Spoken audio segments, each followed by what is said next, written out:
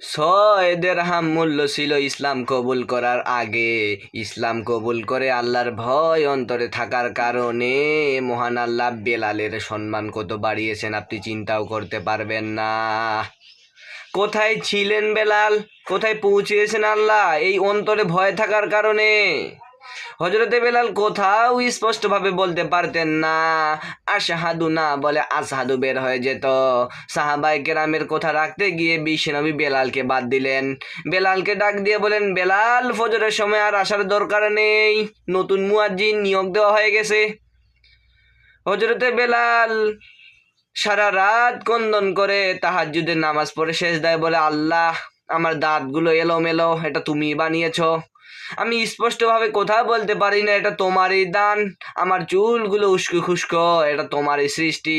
হায় আল্লাহ, তোমার সৃষ্টিকে ভুল করে যারা আমাকে মসজিদ থেকে বার দিয়ে দিল, তোমার দরবারে মামলা দিলাম, তুমি আমার এই মামলা কবুল করো।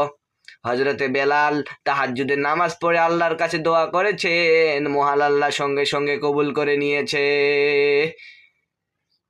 পরবর্তী পার্ট আসবে, যদি আপনারা চান ইনশাআল্লাহ পরবর্তী পার্ট আসবে।